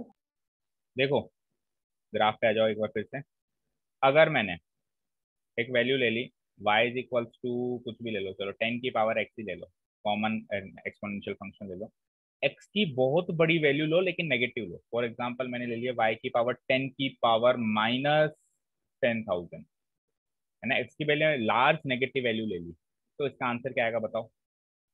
1/10 की पावर 10,000, ये वैल्यू आएगी। तो आप खुद सोचो, ये जो वैल्यू होगी बहुत छोटी वैल्यू होगी, 0.00000 10,000 बार चले जाओ, उतने जीरो और फिर लास्ट में 1, तो वैल्यू तो बहुत बड़ी, बहुत छोटी वैल्यू होगी, लेकिन ये वैल्यू कभी भी फिर भी जीरो तो नहीं बनी ना। यानी कि अगर आप x की वैल्यू बहुत बड़ी नेगेटिव वैल्यू ले लो, जैसे -13, -14, -15, ऐसे चलते चलते लेफ्ट साइड में जाते जाते जाते -10,000 भी ले लोगे, तो भी y की वैल्यू गिरते गिरते गिरते गिरते गिरते गिरते इसकी तरफ बढ़ेगी जरूर, लेकिन ये इस ग्राफ से टकराएगी नहीं, ये कभी जीरो नहीं बन सकती। देखो कितनी छोटी वैल्यू बनी है, 0 0 0, ऐसे 10,000 बार जीरो लगाओ, कितनी बार लगाओ, 10,000 बार, और फिर लास्ट में 1 लिखो, तो कितनी छोटी वैल्यू होगी, बिल्कुल जीरो के करीब ही होगी। इवन मैं इसको कह सकता हूँ कि जीरो ही है, दिख ही नहीं रहा, कोई गैप ही नहीं है बीच में, लेकिन फिर भी वो जीरो तो नहीं है। तो वही चीज हमने लिखी कि नेगेटिव वैल्यू एक्स की अगर अपन ले लें बहुत बड़ी, तो भी वाई की वैल्यू जीरो की तरफ टेंड जरूर करेगी, but it never becomes zero. समझ आया? समझ आया बच्चे? हम्म, यस सर। समझ में आया ना? जीरो नहीं बनेगी कभी भी, जितनी ज्यादा नेगेटिव वैल्यूज बड़ी लेते जाओगे वो जीरो की तरफ जरूर आएगा ग्राफ, इधर से 1,0 से आता हुआ गुजरता हुआ ये जीरो की तरफ आएगा जरूर, कितनी भी ले लो, लेकिन ये कभी भी जीरो नहीं बनेगा। ठीक है ना? अब ये तो हो गए हमारे एनालिटिकल पॉइंट्स। देख लेते हैं बुक में अगर और भी कुछ। देखो डोमेन ये है, रेंज ये है, 0.01 से हमेशा लाई करता है, एवर इंक्रीजिंग है, फॉर वेरी लार्ज इसमें very close to zero, in other words second coordinate but never meet it. ठीक है, तो ये 5 एनालिटिकल पॉइंट्स थे जो हमको याद रखने। टाइप्स हमने पहले ही लिख लिए, नेचुरल, एक्सपोनेंशियल भी। अब एक बार इसका बस आप, वैसे तो मैं 2 3 4 बार मैंने ग्राफ बता दिया, लेकिन अब आपके नोट्स में भी आप एक बार रफली एक ग्राफ बना दो, ताकि आपको पता रहे कि किस टाइप का एक्सपोनेंशियल फंक्शन होता है। और फिर लास्ट अब इसका डेरिवेटिव देख लेते हैं। डेरिवेटिव तो सीधा याद रखना है आपको, फर्स्ट प्रिंसिपल से। आप चाहो तो उसको प्रूव भी कर सकते हो, लेकिन वो करने की जरूरत नहीं है, करने की कोशिश भी मत करना। हमारे कोर्स में सीधा इसकी फॉर्मूला याद करना बताया गया है ना। एक मिनट। तो आपको बता ही दिया, 0,1 से तो पास होगा ही होगा। और कुछ इस तरीके का ग्राफ बने,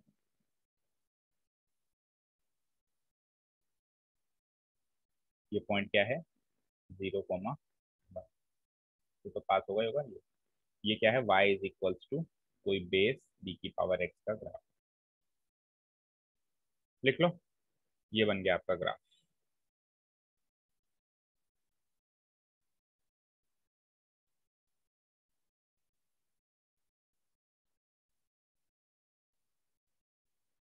नीचे कर देता हूँ।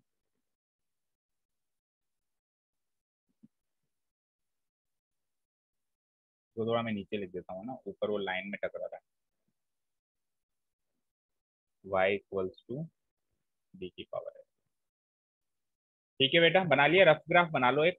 भाई थोड़ा सा पता रहे कि कैसा होता है एक्सपोनेंशियल फंक्शन का ग्राफ। हमेशा 0,1 से पास होता है, कोई भी बेस ले लो, कोई भी एक्स ले लो, हमेशा 0,1 से पास होगा। बी बेस बस 1 से बड़ा होना चाहिए। और दूसरा, ये टेंड करता है जीरो की तरफ। For large negative values of x ये टेंड करेगा जीरो की तरफ, but it never meets the x axis, यानी कभी जीरो नहीं बनेगा। और 0,1 से हमेशा पास होगा। एवर इंक्रीजिंग होगा, जैसे जैसे मैं लेफ्ट से राइट चलता जाऊंगा ये इंक्रीज होता जाएगा, होता जाएगा, होता जाएगा, कभी वापस घूम के वापस नीचे नहीं आएगा, हमेशा ऊपर ही जाएगा। ठीक है, क्लियर है यहाँ तक सारी बातें? बोलो। तो फिर नेक्स्ट सेटिंग डालो, डेरिवेटिव ऑफ एक्सपोनेंशियल। अब डेरिवेटिव की बात करते हैं, क्योंकि चैप्टर तो हमारा डेरिवेटिव का ही चल रहा है। हमने अभी इंट्रोड्यूस किया एक्सपोनेंशियल फंक्शन क्या है, अब derivative of exponential function. Sir एक बार ऊपर स्क्रॉल कर दो। पर एक्सक्यूज मी सर। हाँ बोलो बेटा।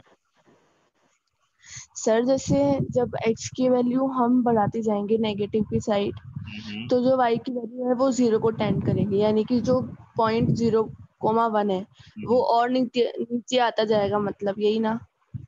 ग्राफ नीचे आएगा बेटा, क्योंकि सर बाय पॉइंट तो उधर ही रहेगा ना। देखो जीरो पे x की वैल्यू, जीरो पे तो y की वैल्यू।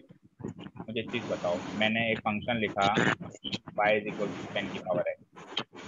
मुझे बताओ x की वैल्यू जीरो है, तो यहाँ से y की वैल्यू 1 होगी। फंक्शन में पुटअप करो, 10 की पावर यस जीरो सर, 1 होगी। x की वैल्यू -1 है, -1 है, तो y की वैल्यू क्या होगी बताना जरा। 10 की power -1, 0.1। 0.1, very good. Yes sir. x की वैल्यू -2 है, तो y की वैल्यू क्या हो जाएगी, 0.001, 1/100। Yes sir. तो आप देखो x की वैल्यू नेगेटिव करते जा रहे हो, तो ये जीरो की तरफ टेंड हो रहा है, 0.1, 0.0.0000001। तो large values of negative values of x जा रहे हो, तो ये y की वैल्यू जीरो की तरफ टेंड हो रही है, लेकिन ये कभी भी जीरो तो नहीं बन सकती ना।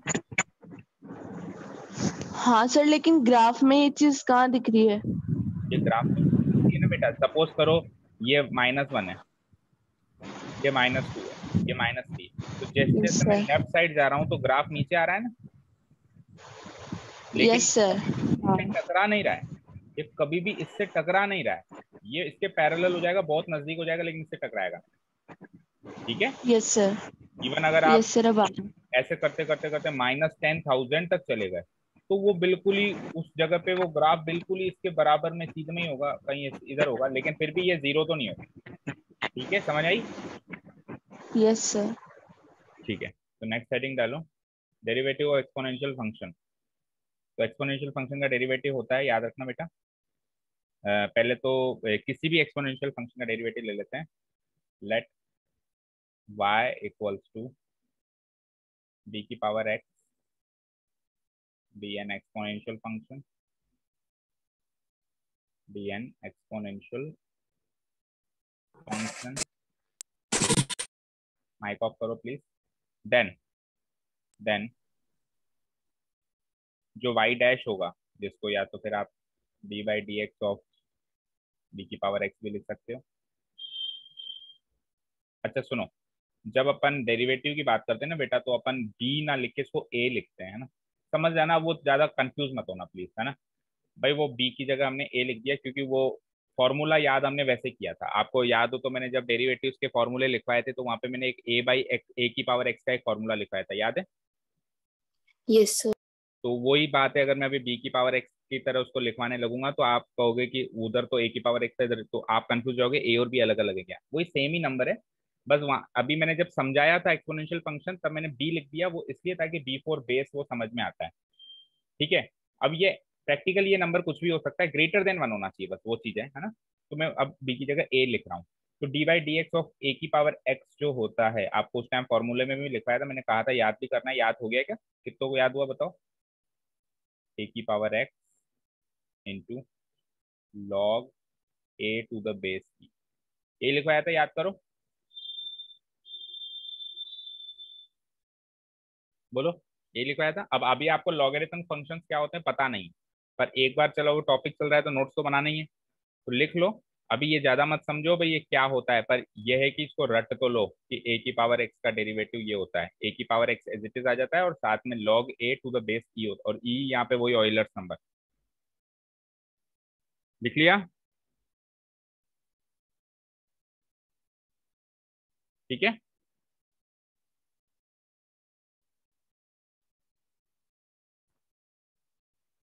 बोलो बच्चों, लिख लिया?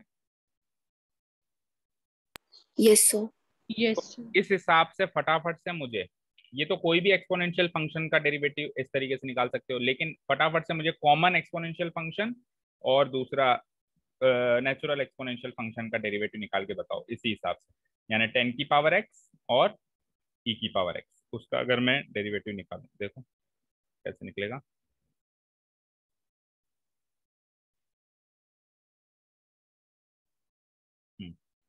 तो जगह बना लिया मैंने, हाँ। तो अगर मैं D by D x of, थोड़ा यहाँ से लिख देते हैं ताकि दोनों एक ही जगह आ जाए। अगर मैं D by D x of 10 की पावर एक्स करूं, यानी कि कॉमन एक्सपोनेंशियल फंक्शन का डेरिवेटिव करूं, तो क्या आएगा बताओ? इसी फॉर्मूले में इसको पुटअप करो, 10 की power x multiplied by log 10 to the base, यही आएगा, yes log sir. 10 to the base. And ये तो समझाने के लिए था, ज्यादा इंपॉर्टेंट है नेचुरल लॉग ऑल्सो, अब ये ज्यादा इंपॉर्टेंट है ना, also D by D x of, अगर नेचुरल एक्सपोनेंशियल फंक्शन जो ई की पावर एक्स होता है उसका अगर मैं लॉगरिथम डेरिवेटिव करूं तो क्या आएगा? ई की पावर एक्स, बताओ उसी फॉर्मूले में पुट करो उसको, log e to the base e हो जाएगा। Yes yes sir. और अभी आपको ये चीज समझ में नहीं आएगी तो अभी तो आप रट लो, अभी कल की क्लास में समझ में आ जाएगी कि जब लॉगरिथम फंक्शन किसी नंबर पे अप्लाई होता है उसका बेस भी सेम हो जाता है तो इसकी वैल्यू 1 होती है। जैसे log 2 to the base 2 1, log 3 to the base 3 1, log 4 to the base 4 1, तो ये भी तो एक नंबर है, ऑयलर्स नंबर, तो उसका बेस भी वही हो गया और सेम वही हो गया, तो इसकी वैल्यू 1 हो जाती है। तो ये सॉल्व होने के बाद ये कुछ ऐसा बन जाता है e की power x into 1, that is e की पावर x। तो आगे के लिए याद रखना है कि e की पावर x का डेरिवेटिव e की पावर x ही होता है। e की पावर x का डेरिवेटिव क्या होता है? क्या होता है बेटा? ई की पावर एक्स। होता है, लेकिन e की जगह कोई और बेस है, जैसे 10 की पावर x है, 20 की पावर x है, या कोई कोई कांस्टेंट नंबर है उसकी पावर x है, तो फिर क्या होगा? डेरिवेटिव वो नंबर तो होगा ही होगा, साथ में एक लॉग और लगेगा। क्लियर है? सर फिर एक्स की वैल्यू तो अपने को क्वेश्चन में गिवन होगी ना? x की वैल्यू क्यों पुट करेंगे बेटा? फंक्शन में तो x की वैल्यू, जैसे मान लो आपको फंक्शन गिवन है y is equal to x square, इसका डेरिवेटिव निकालना है तो वहाँ x की वैल्यू क्यों पुट करनी है?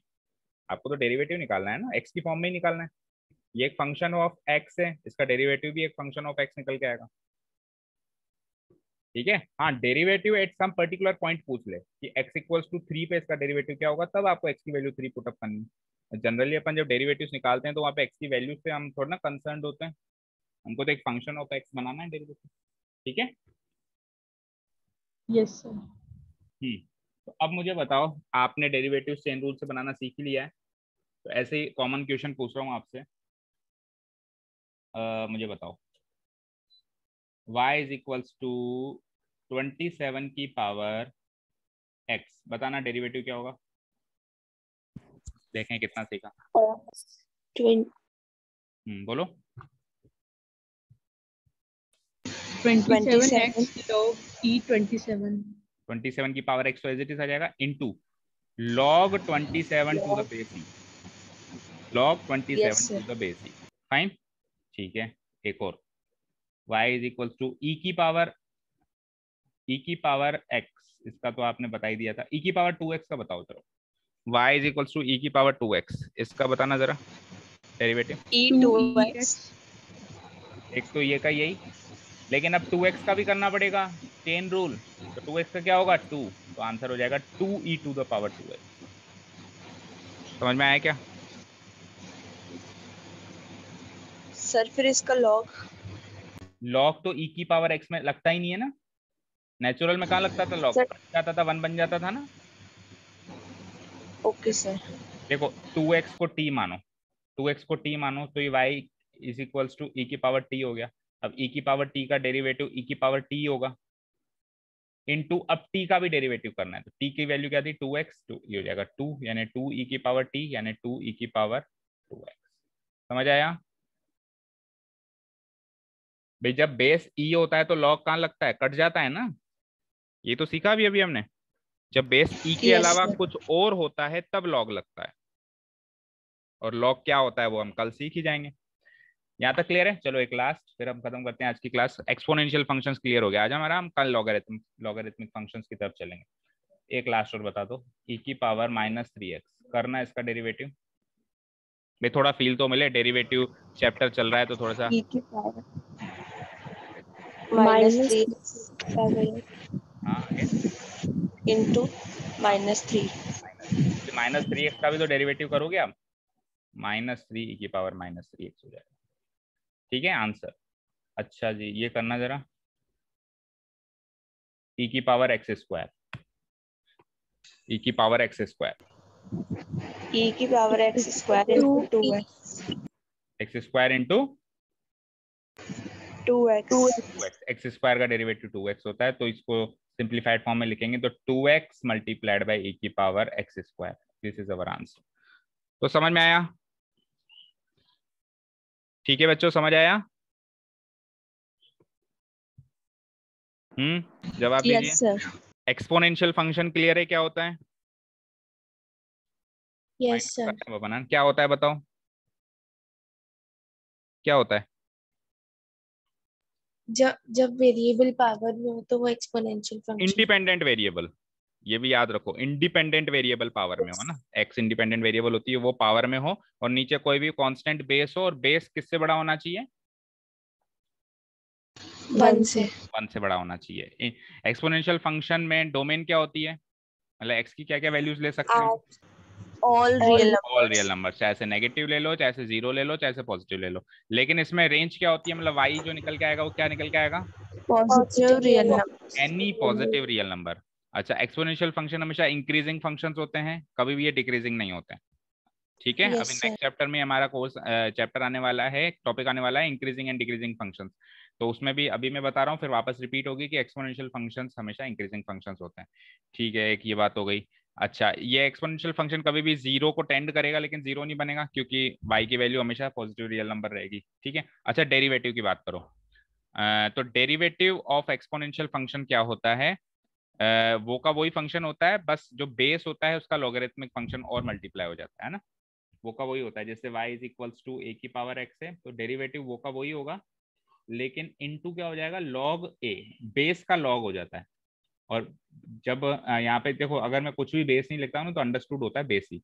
कई बार ये ई लिखना भूल जाते हैं, ऐसा मत सोचना भूल गए हैं, वो अंडरस्टूड है। अगर कुछ भी नहीं लिखा हुआ है तो वहां पे ई ही मौजूद है, तो क्या हो जाता है, a की power x multiplied by log a, और कुछ भी बेस नहीं है, दैट मीन्स e।